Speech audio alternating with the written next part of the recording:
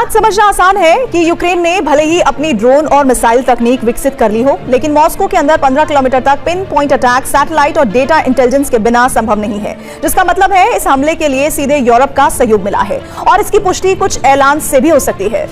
Britain ने ऐलान किया है कि यूक्रेन को इसी वर्ष के अंत तक 1,50,000 घातक ड्रोन दिए जाएंगे। ये मदद उस $996 मिलियन के पैकेज का हिस्सा है जो यूक्रेन को दी जानी है। इसके अलावा ब्रिटेन ने यूक्रेन को 2.26 बिलियन पाउंड का लोन भी दे दिया है। और चौंकाने वाली बात यह है कि ये लोन रूस ही फ्रीज की गई संपत्तियों से दिया जा रहा है। अब सवाल यह है, क्या इतनी ही मदद से यूक्रेन ने रूस के सीने पर प्रहार करके पुतिन के क्रोध को भड़काने की कोशिश कर ली है, या फिर अभी बहुत कुछ समझना बाकी है?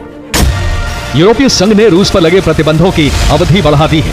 अब प्रतिबंध 6 महीने से बढ़ाकर 12 महीने तक करने का फैसला लिया जा चुका है। रूस को यूक्रेन की जमीन तक सीमित किया जाए और यूरोप की तरफ बढ़ने से रूसी सेना को रोका जाए। पुतिन ने प्रतिशोध की शुरुआत खार्किव और सुमी से कर दी है।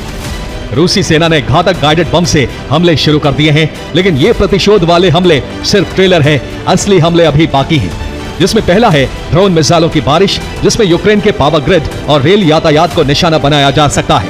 इसके अलावा मिलिट्री बेस पर क्रूज और बैलिस्टिक मिसाइलें दागी जा सकती हैं। दूसरा प्लान है जमीनी मोर्चे से यूक्रेन पर दबाव, जिसमें रूसी सेना डॉनबास में अपने हमले कई गुना तेज करेगी ताकि यूक्रेनी सेना की टुकड़ियां बंटने पर मजबूर हो जाएं। तीसरा प्लान है इलेक्ट्रॉनिक और साइबर वॉरफेयर, जिसमें यूक्रेन के खिलाफ बड़े पैमाने पर GPS जैमिंग होगी। यूक्रेन का नेटवर्क और ड्रोन कंट्रोल सिस्टम ठप किया जाएगा।